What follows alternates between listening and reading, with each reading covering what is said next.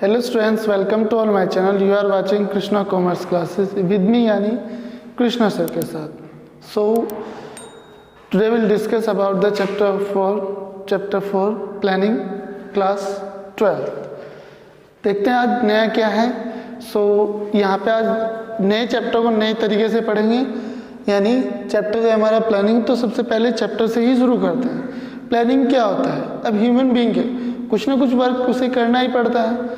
तो जब हम काम करते हैं उसके बारे में एडवांस में सोचना, वही हमारा क्या कहलाता है? प्लानिंग.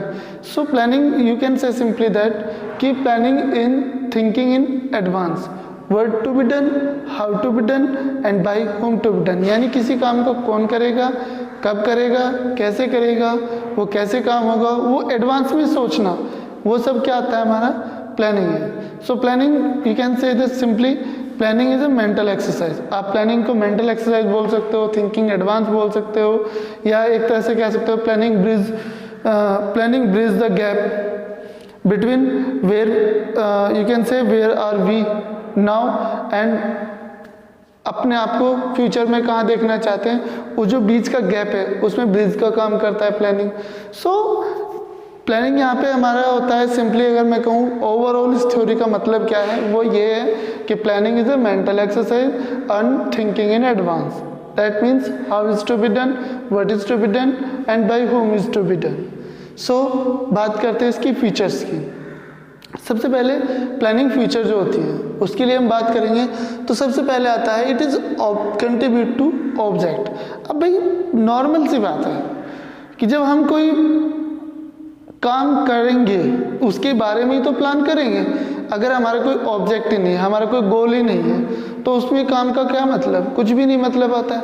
तो प्लानिंग सबसे पहले एक गोल को, ऑब्जेक्ट को तैयार करना होता है, माइंड में सोचना होता है कि मुझे ये काम करना है. जब मैं वो डिसाइड कर लेता हूँ तो यानी मुझे गोल मिल जाता है, तो वहाँ से मेरा जॉब यानी एक ऑब्जेक्ट सेलेक्ट हो जाता है. तो सबसे पहला planning contribute to object. Second thing, planning is primary function of management. बात प्लानिंग मैनेजमेंट की करें या नॉर्मल वर्क की, अगर मैं कोई काम करता हूँ तो सबसे पहले मुझे प्लान ही करना पड़ेगा.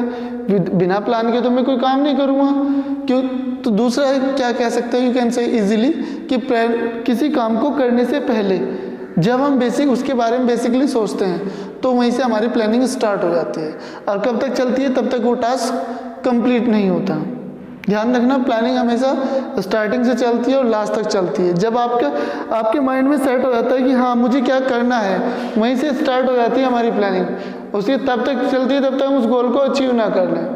तो second thing, it is a primary function कि जब कोई काम हमें फिक्स हो गया उसके बारे में सबसे पहले सोचना, प्राइमरी फंक्शन. दैट नेक्स्ट आता है pervasive, because of planning is universal thing है.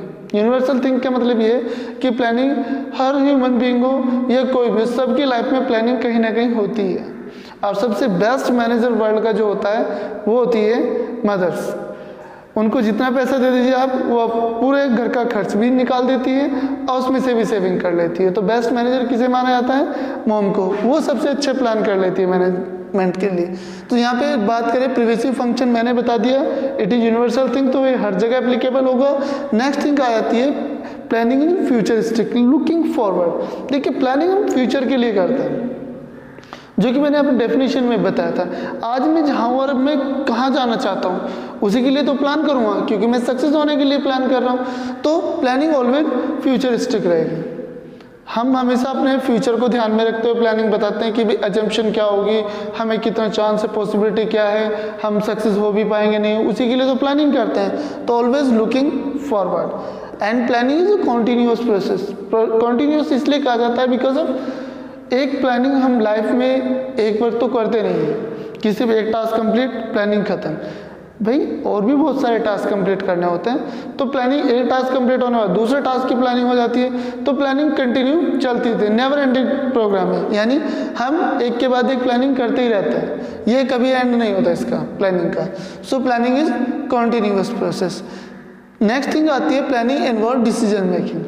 यानी प्लानिंग आपको क्या बताती है कि स्टैंडर्ड बताती है कि अगर हम किसी काम को एक पर्टिकुलर वे में यानी पर्टिकुलर स्टेप को फॉलो करके करते हैं तो उसका रिजल्ट क्या होगा, वो हम एडवांस में सोचना है. तो उसके बारे में जो डिसीजन लेते हैं वो हमें कहाँ से मिलता है? प्लानिंग से। उसके बाद आता है planning it is a mental exercise, यानी यू कैन से, अभी मैंने डेफिनेशन बताया था, इट इज़ मेंटल एक्सरसाइज। हमें दिमाग से सोचना है प्लानिंग को, हमें दिमाग से ही बताना है कि हमें क्या करना है, तो वहाँ से आपको पता लग जाता है उसके बारे में कैसे कौन कौन से स्टेप है। किसी बुक में तो स्टेप नहीं लिखे होते, स्टेप कहाँ से जनरेट होते हैं? आपके एक्सपीरियंस से, आपके डीप ऑब्जर्वेशन से, वही तो बताते हैं आपको क्या कोई प्लान कैसे तैयार करना है। तो planning is a mental exercise. वहीं पे बात करते हैं इम्पोर्टेंस ऑफ प्लानिंग की। अब भाई इम्पोर्टेंस ऑफ प्लानिंग लो तो सबसे पहले बात करेंगे प्रोवाइड डायरेक्शन, यानी प्लानिंग हमें क्या प्रोवाइड कराते हैं? डायरेक्शन। क्यों? क्योंकि एक प्लानिंग जो होती है एक ब्लूप्रिंट की तरह वर्क करती है। किसकी तरह वर्क करती है? ब्लूप्रिंट की तरह। वो हमें बताना कि हम एक स्टेप लेते हैं, उसके बाद उसी कंप्लीट होने के बाद हमें दूसरा स्टेप कौन सा लेना है। सो प्लानिंग के जो स्टेप्स होते हैं, हमें स्टेप बाय स्टेप जो वर्क करते हैं वो किसकी तरफ को जाते हैं? हमारे गोल की तरफ को, यानी किस तरह से हमें गोल को अचीव करना है वो मिलता है हमें प्रोवाइड डायरेक्शन से। दूसरा होता है planning reduce risk of uncertainty. अच्छा प्लान हमेशा सक्सेस होता है, यानी वहाँ पे अनसर्टेनिटी के काम चांसेस कम रहते हैं। क्यों? क्योंकि हम उसमें पहले से वो सब हम सारी एजम्पशन को एनालाइज कर लेते हैं कि क्या क्या पॉसिबिलिटी है, तो वहाँ से जो पॉसिबिलिटी कंफर्म हो जाती है तो प्लानिंग अनसर्टेनिटी को, रिस्क को कम कर देता है। रिस्क आप लोग समझते हैं रिस्क क्या होता है? एक तरह से प्रोबेबिलिटी ऑफ लॉसेस, तो उस प्रोबेबिलिटी ऑफ लॉसेस को कम कर देता है। Planning reduce overlapping. जब हम पूरे स्टेप बाय स्टेप चल रहे हैं तो वहाँ पे देखिए हमें चांस कम होता है कि वेस्टेज हो जाए। अगर मैं एक अनट्रेन्ड पर्सन को एक प्रोडक्शन में लगा देता हूँ तो क्या होगा? पॉसिबिलिटी ये होगी कि वो अच्छे से वर्क नहीं कर पाएगा। क्यों नहीं कर पाएगा? क्योंकि उसने वो वर्क पहले नहीं किया। अगर उसे पहले से उस काम के बारे में स्टेप बाय स्टेप पता होता तो वेस्टेज भी कम होता और वो शॉर्ट टर्म में कर लेता। तो प्लानिंग क्या करती है भाई? ओवरलैपिंग को कम करती है। एंड नेक्स्ट आता है प्लानिंग प्रमोट इनोवेटिव आइडियाज़, यानी प्लानिंग आपके इनोवेटिव आइडियाज़ को प्रमोट करती है। इनोवेटिव आइडियाज़ से मतलब है न्यू थिंक। न्यू थिंक कहाँ से आती है? मे बी आपके ऑब्जर्वेशन से हो, डीप ऑब्जर्वेशन, पास्ट एक्सपीरियंस जैसे भी रहा है आपका, उसके बेस पे भी आप प्लानिंग कर सकते हो। तो वो सारी ऑब्जर्वेशन अप्लाई करना न्यू इनोवेटिव आइडियाज़ में। मैनेजर अपने आइडियाज़ को इनोवेटिव बना सकता है और अप्लाई कर सकता है। उसके बाद आता है planning facilitate decision making. So planning facilitate decision making की बात कर रहे थे हम। प्लानिंग डिसीजन, देखिए एक मैनेजर होता है वो पूरे दिन में बहुत सारे डिसीजन लेता है और उन डिसीजन को लेने के लिए वो सारी फ्यूचर एजम्पशन को भी ध्यान में रखता है। तो जो फ्यूचर एजम्पशन को ध्यान में रखते हुए एक मैनेजर डिसीजन लेता है या उसके लिए डिसीजन लेने के लिए इन्वॉल्व होता है, वो आपका किसके थ्रू होता है? प्लानिंग के थ्रू। यानी प्लानिंग उसे बताती है कि अगर कोई एक्शन लेता है तो उसका रिजल्ट कोर्स ऑफ एक्शन का क्या होगा। नेक्स्ट होता है प्लानिंग स्टेबलाइज फॉर कंट्रोलिंग, यानी प्लानिंग है वो एक स्टैंडर्ड स्टेबलाइज करती है। किसके लिए? कंट्रोलिंग के लिए। देखिए प्लानिंग हमें बताती है कि एक नॉर्मल ह्यूमन बीइंग 8 घंटे वर्क करता है तो वो इतना टास्क को कंप्लीट कर लेता है। कंट्रोलिंग हमें क्या बताती है? Controlling is a comparison. You can say controlling is comparison between planned performance or actual performance and find out the deviation and reason and remove the deviation. Deviation से मतलब यहाँ पे है जो actual performance और planned performance दोनों के बीच में डिफरेंस आया है, वो डिफरेंस को हम डेविएशन बोलते हैं। तो प्लानिंग, जब आप एक बात बताइए, आपने कोई प्लानिंग ही नहीं की थी तो आप डेविएशन कहाँ से, कंपैरिजन कहाँ से कर सकते हो? कर ही नहीं सकते। अगर कोई प्लानिंग नहीं है तो वहाँ पे कंपैरिजन भी नहीं है, इसका मतलब कंट्रोलिंग का मतलब भी आपका खत्म हो जाता है। सो प्लानिंग क्या करता है? वो आपको एक स्टैंडर्ड देता है कि भाई एक ह्यूमन बीइंग इतना टास्क कर सकता है, नॉर्मल ह्यूमन बीइंग, तो उतना एक वो स्टैंडर्ड फिक्स हो जाता है। वही हम कंट्रोलिंग में कंपैरिजन करते हैं कि वास्तव में उस बंदे ने इतना काम किया है नहीं किया है, तो यहाँ से ये बात क्लियर हो जाती है। उसके बाद फोकस अटेंशन ऑन ऑब्जेक्टिव, कि जो प्लानिंग का मेन फोकस होता है, देखिए प्लानिंग का जो फोकस होता है वो ऑर्गेनाइजेशन गोल को अचीव करना होता है। गोल को अचीव करने के लिए क्या होता है? कंपनी स्टार्टिंग से, यानी जब से आइडिया जनरेट होता है तब से आपकी प्लानिंग शुरू हो जाती है और जब तक एंड तक चलता है, तो जितने भी स्टेप बाय स्टेप चलता रहता है प्रोसेस, वो आपका पूरा फोकस गोल को अचीव करने के लिए होता है। मेन ये बात है यहाँ पे। दूसरी बात आती है लिमिटेशन। अब लिमिटेशन क्या होती है? लिमिटेशन मतलब है कुछ सीमाएं, तो इन पे आप प्लानिंग की कुछ लिमिटेशन होती है, वो दो तरह की होती है, इंटरनल और एक्सटर्नल। इंटरनल लिमिट वो होती है जो कंपनी के साथ में चलती है, लाइक जैसे प्लानिंग लीड टू रिगिडिटी, यानी एक प्लान पहले से चला आ रहा था, रिगिडिटी यहाँ पे मतलब ये है कि हम उसमें कुछ चेंजेस नहीं कर सकते, सीधी सी बात तो ये है, यानी एक प्लान पहले चला रहा था, सिर्फ आपको वही फॉलो करना है। जैसे एक मैनेजर को एक प्लान ब्लूप्रिंट दिया और उससे कहा गया कि सिर्फ आप उतना ही टास्क को कंप्लीट कीजिए, तो वो आ जाता है आपका प्लानिंग लीड टू रिगिडिटी। दूसरा आता है planning may not work in a dynamic, यानी प्लानिंग जब हम प्लानिंग में चेंज ही नहीं कर सकते तो डायनेमिक का तो मतलब ही नहीं है, क्योंकि डायनेमिक इन्वायरमेंट क्या होता है भाई, डायनेमिक इन्वायरमेंट होता है हमारा कि इन्वायरमेंट में किसी भी तरीके का चेंज हुआ हो उसे इजीली अडॉप्ट कर लेना, तो वो हम जब अडॉप्ट नहीं कर पाएंगे तो डायनेमिक का मतलब यहाँ पे खत्म हो जाता है। यानी प्लानिंग मे नोट कर भी सकती है और नहीं भी। मे नोट का मतलब कुछ चेंजेस ऐसे हैं जिसे एक फर्म इजीली अडॉप्ट कर लेती है, कुछ फर्म ऐसी है कि वो इजीली अडॉप्ट नहीं कर पाती, तो इसलिए यहाँ पे मे नोट का यूज़ किया मैंने। Not confirmed. दूसरा आता है इट रिड्यूस टू क्रिएटिविटी, कि प्लानिंग एक क्रिएटिविटी को रिड्यूस करता है। कैसे, क्यों रिड्यूस करता है? क्योंकि आप एक मैनेजर हैं, आप अपने एक्सपीरियंस बेस पे चेंज करना चाहते हैं, बट प्लान आपको चेंज करने नहीं देता, क्योंकि प्लान में आपको ब्लूप्रिंट में ये बताया कि आपको कौन कौन से स्टेप कब कब लेने हैं। जब आप स्टेप बाय स्टेप वर्क कर रहे हो, अपनी क्रिएटिविटी आप उसमें दिखा ही नहीं सकते, आप एक्सपीरियंस बेस पे चेंज कर ही नहीं सकते, तो वहाँ पे क्रिएटिविटी का कोई मतलब नहीं होता, तो वो रिड्यूस कर देता है। Planning involve high cost. देखिए प्लानिंग में ये नहीं कहता कि सबके बस की बात नहीं है, पर प्लानिंग एक ऑर्गेनाइजेशन को प्लान करने के लिए प्रोफेशनल को अपॉइंट करना होता है। अब प्रोफेशनल को अपॉइंट करने के लिए एक बड़ी अमाउंट पे करनी होती है, क्योंकि उन प्रोफेशनल्स की फीस भी आप समझते हो कि जाहिर सी बात है बहुत बड़ी फीस अमाउंट होती है, यानी जैसे CEOs वगैरह होते हैं उन्हें अपॉइंट करना, उनके उनसे प्लान बनवाना, डॉक्यूमेंटेशन करना, सारा वर्क उसमें आ जाता है। तो उसमें क्या होता है, एक बड़ी अमाउंट, मोटी अमाउंट पे करनी होती है। दूसरा आता है it is time to consuming process, यानी प्लानिंग क्या है, टाइम कंज्यूमिंग प्रोसेस है। एक दिन में कोई प्लान पूरी ऑर्गेनाइजेशन को क्रिएट नहीं किया जा सकता, उसके लिए टाइम लगता है, उसके एजम्पशन को फाइंड आउट करना होता है, अल्टरनेटिव्स को फाइंड आउट करना होता है, उसका इवेलुएट करना हो सकता है, उसके बाद और भी सारे वर्क है जो एक प्रोफेशनल्स को अपॉइंट करने के बाद में किए जाते हैं, तो उसे एक पर्टिकुलर टाइम, एक लेंथी टाइम को फेस करना पड़ता है, जिस वजह से वो एक टाइम कंज्यूमिंग प्रोसेस कहा जाता है। सो प्लानिंग क्या है, टाइम कंज्यूमिंग प्रोसेस है। दूसरा, planning does not give the guarantee of success, कि प्लानिंग कभी भी गारंटी नहीं होती सक्सेस की।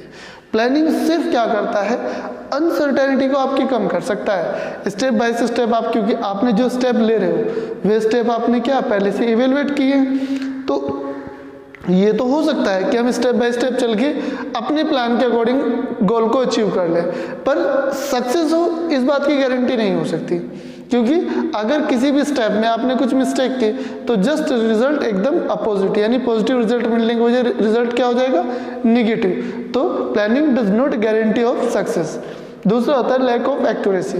लैक ऑफ एक्यूरेसी से मतलब भी आपके स्टेप बाय स्टेप बाय वही कंडीशन आ जाती है कि अगर मैं कोई काम किसी पर्टिकुलर तरीके से कर रहा हूँ, इन केस ऑफ उसमें कोई चेंजेस हो जाए तो रिजल्ट अलग होते हैं, और जब रिजल्ट अलग होते हैं तो वो वहाँ पे एक्यूरेसी नहीं होती। एक्यूरेसी से मतलब होता है जो आपने प्लान किया है जस्ट सेम उसकी प्लान के अकॉर्डिंग ही वर्क हो रहा है, तो उस वर्क को वहाँ पे एक्यूरेट कहा जाता है। पर यहाँ पे तो प्लानिंग की गारंटी नहीं है, सक्सेस होगा भी नहीं होगा, तो वहाँ पे एक्यूरेसी की भी कमी पाई जाती है, यानी सब कुछ आपके प्लान के अकॉर्डिंग होगा ये पॉसिबल नहीं है। सो इसके बाद बात करते हैं एक्सटर्नल लिमिट की। एक्सटर्नल लिमिट्स कौन सी होती है?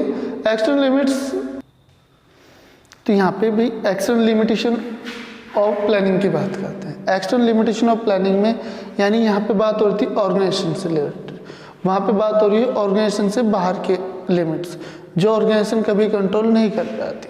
उसमें सबसे पहले आता है आपका natural calamity. Natural calamity means natural disaster like earthquake या आपका फ्लड हो या अर्थक्वेक हो, इस तरह से कोई भी नेचुरल डिजास्टर का अगर फेस करना पड़े, क्योंकि नेचुरल डिजास्टर पे किसी का कंट्रोल नहीं है।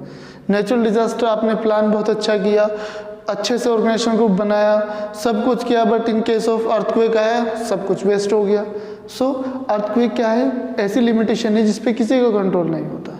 तो जितने भी नेचुरल डिजास्टर हैं वो सारी हमें नेचुरल क्लाइमेटी में आती है। दूसरी लिमिटेशन आती है हमारी चेंज इन कंपटीटर पॉलिसी। दूसरी बात होती है change in competitor policy. Change in competitor policy के बारे में भाई आप लोग अपने प्लान को लेके, अपनी पॉलिसी को लेके वर्क कर रहे हो, तो और कोई भी तो प्लान में पॉलिसी बनाएगा। जो मार्केट में आप जैसे प्रोडक्ट बना रहे हैं वो भी अपनी पॉलिसी बना रहे होंगे, उन्होंने भी अपने प्लान बनाए होंगे, तो उनकी पॉलिसी पे भी आपका इम्पैक्ट नहीं होता। अगर वे कुछ ऐसी पॉलिसी निकाल दे जिसका बेनिफिट्स कस्टमर्स को ज़्यादा है तो आपके कस्टमर हमेशा दूसरी की तरफ को स्विच कर जाते हैं। लाइक जैसे अभी होली, दिवाली वगैरह कोई भी ऐसे ओकेजन हो, उस पर आप 1/get 1 फ्री का ऑफर निकाल दीजिए, परसेंटेज आप इंक्रीज कर दीजिए डिस्काउंट की। तो क्या करेंगे, उसमें एक शॉर्ट टर्म के लिए सेल्स बढ़ाने के लिए भी इस तरह की पॉलिसी चलाई जा सकती है, जिसका एक इम्पैक्ट ये पड़ता है कि जिस कंपटीटर के पॉलिसी इस तरह की होती है वो दूसरे कंपटीटर को पीछे छोड़ देता है सेल में। तो वही वजह यहाँ पे चेंज इन कंपटीटर पॉलिसी है। तीसरा आता है चेंज इन फैशन। भाई फैशन में ट्रेंड हो जाए, सीधी सी बात है। आप एक बात बताइए, मार्केट में राजा कौन है? कंज्यूमर। अगर कंज्यूमर का टेस्ट चेंज हो जाए या फैशन चेंज हो जाए, उसके ट्रेंड चेंज हो जाए, तो इन सारे चेंजेस का इम्पैक्ट क्या होगा? कंज्यूमर आपके ट्रेंड से दूसरे ट्रेंड की तरफ स्विच करेगा, यानी अपने टेस्ट को स्विच कर लेगा। जब कंज्यूमर आप अपने टेस्ट को स्विच कर लेगा तो आपका तो लॉस होना कन्फर्म है। तो उस केस में क्या होता है, ये एक्सटर्नल लिमिटेशन में आता है कि अगर हमने जो प्लान बनाया था उसके अकॉर्डिंग एक्सटर्नल कोई अपना प्लान में चेंज कर दे तो उसका इम्पैक्ट हमारे मार्केट पे भी पड़ेगा। तो मार्केट में टेस्ट चेंज हो या ट्रेंड चेंज हो या फैशन चेंज हो, सारे चेंजेस का फर्क या आप ही के बिजनेस पे पड़ना है, ये कन्फर्म्ड है। नेक्स्ट वन आता है आपका चेंज इन टेक्नोलॉजी। अगर चेंज इन टेक्नोलॉजी की बात करें तो अगर मार्केट में नई मशीन नहीं है, सीधी सी बात है, अगर अपग्रेड टेक्नोलॉजी होगी तो क्या होगा, क्वालिटी ऑफ प्रोडक्ट भी अच्छा होगा। क्वालिटी ऑफ प्रोडक्ट, तो वहीं पे बात करते हैं, अभी बात करते हैं टेक्नोलॉजी की। अब जब टेक्नोलॉजी अपग्रेड हो रही है तो भाई क्वालिटी ऑफ प्रोडक्ट भी तो अपग्रेड होगा। जब आप इतना बड़ा इन्वेस्ट कर रहे हैं तो चेंज ऑफ टेक्नोलॉजी का फर्क भी पड़ता है कि आपकी क्वालिटी ऑफ प्रोडक्ट पे। आप अगर पुरानी क्वालिटी के प्रोडक्ट, पुरानी मशीन से प्रोडक्ट बना रहे थे और कोई नई मशीनरी से प्रोडक्ट बनाता तो उसकी प्रोडक्ट क्वालिटी होगी वो ज़्यादा होगी किसकी, जो नई मशीनरी से बना रहा है। उससे क्या होगा, लेबर भी कम लगेगी। क्यों? क्योंकि नई टेक्नोलॉजी अपग्रेड है। तो उसमें अपग्रेडेशन में क्या होता है, वेस्टेज भी कम होता है, लेबर भी कम लगती है, टाइम बच जाता है, कॉस्ट बच जाती है। तो उसके लिए क्या होता है, हम चेंज इन टेक्नोलॉजी में नहीं लिमिटेशन बना लेते हैं। एंड नेक्स्ट लिमिटेशन क्या होती है, चेंज इन गवर्नमेंट पॉलिसी। अगर गवर्नमेंट अपनी किसी भी पॉलिसी में चेंज कर दे, लाइक जैसे जीएसटी अप्लाई किया था, अब जीएसटी रैंडमली अप्लाई कर लिया, सब कुछ लोगों को तो अडॉप्ट करने में भी दिक्कत हुई, कुछ लोगों ने अडॉप्ट किया भी तो उन्हें बाद में प्रॉब्लम आई, कुछ लोग डरने के उससे टैक्स से इतने डरने लगे कि पता नहीं क्या लॉन्च हो गया है। तो इस तरह गवर्नमेंट पॉलिसी अगर हो जाती है किसी भी तरह की, सो वहाँ पे क्या होता है, गवर्नमेंट पॉलिसी पे अब ह्यूमन बीइंग का तो कंट्रोल नहीं है। तो वो क्या करेगा, गवर्नमेंट पॉलिसी का एक इम्पैक्ट ये हो सकता है आपके ऑर्गेनाइजेशन पे कि वो आपके प्लान में चेंज नहीं करने दे सकता। तो यहाँ पे डिपेंड करता है कि एक्सटर्नल लिमिट्स ऑफ प्लानिंग में चेंज इन गवर्नमेंट पॉलिसी भी हमारी इंक्लूड की जाती है। तो यहाँ से हमने दोनों बात क्लियर कर ली, क्या इंटरनल जो लिमिटेशन ऑफ प्लानिंग थे और एक्सटर्नल। अब यहीं पे बात कर लेते हैं तो भाई प्लानिंग प्रोसेस क्या है। अब प्लानिंग एक कॉमन सी बात बताइए, आपको अगर प्लान करने का मौका मिले तो आप क्या प्लान करेंगे। ऑब्वियसली आप प्लान करते हो तो सब में सबसे पहले एक ऑब्जेक्ट होता है, आपके माइंड में एक माइंड सेट हो जाता है कि यार हमारा एक गोल होना चाहिए, हम किसके लिए काम कर रहे हैं। तो उस गोल को अचीव करने के लिए हम जो काम करते हैं वो गोल हमारा एक ऑब्जेक्ट होता है। तो सबसे पहला जो पॉइंट आता है वो भी आपका सेटिंग अप द ऑब्जेक्ट आता है। यानी इसमें क्या होता है प्लानिंग प्रोसेस में कि सबसे पहले एक गोल को या टारगेट को आप फिक्स करते हो कि मुझे ये काम करना है। उसके बाद में हम उस काम के लिए आगे बढ़ते हैं कि हमें उस काम को कैसे करना है, वो बाद में देखेंगे। सबसे पहले सेटिंग अप द ऑब्जेक्ट आता है, उसके बाद आता है डेवलपिंग प्रीमिसेस। अब प्रीमिसेस की अगर मैं बात करूँ, प्रीमिसेस दो तरह की हो सकती है। प्रीमिसेस दो तरह की कौन कौन से हो सकती है, इंटरनल प्रीमिसेस, एक external premises. So internal premises की अगर मैं बात करूँ, इंटरनल प्रीमिसेस बाय लाइक मेरे पास ऑब्जेक्ट तो आ गया, मैंने ऑब्जेक्ट फिक्स कर लिया। अब उसके लिए रॉ मटेरियल भी चाहिएगा, उसके लिए कैपिटल भी चाहिए, यानी ऑर्गेनाइजेशन के अंदर जितनी भी रिक्वायरमेंट होगी उन रिक्वायरमेंट के चलते जो भी हमारा मतलब कहने का ये नीड होगी वो हमारी एग्जिबिशन प्रेमिसेस में, आपके डेवलपिंग प्रेमिसेस में आती है, यानी इंटरनल प्रेमिसेस में। दूसरी आती है हमारी external premises. External premises like government policy, competitor policy, ये क्या है, ये एक्सटर्नल प्रेमिसेस है। इनके एग्जिबिशन को भी हमें ध्यान में रखना होता है। तो डेवलपिंग प्रेमिसेस का मतलब समझ में आया कि फ्यूचर की एग्जिबिशन को ध्यान में रखते हुए वर्क प्लान बनाना।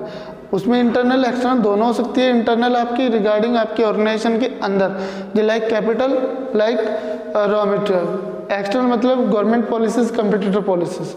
तो इस तरह से वर्क करती है। थर्ड वन आता है listen the various alternatives of for achieving goal. यानी जब हम किसी गोल को फिक्स कर लेते हैं, उस गोल को अचीव करने के लिए हमारे पास एक से ज़्यादा अल्टरनेटिव होते हैं। भाई एक काम को अलग अलग तरीके से किया जा सकता है, तो उस गोल को अचीव करने के लिए जब उनमें से हम देखते हैं कौन कौन से तरीके हैं किसी काम को करने के, तो वो आ जाता है आपके list the various alternative for achieving the goal. And next one आता है इवेलुएट द अल्टरनेटिव, यानी जितने तरीके हैं उस काम के उसमें से किसी एक बेस्ट वे को सिलेक्ट करना, वो हमारा आता है इवेल्युएशन। यानी आपका गोल तो हमारे पास में थी ABCD, सपोज दैट हमारे पास 4 स्टेप है। अगर मैं कहूँ मेरे पास 4 स्टेप है, 4 स्टेप में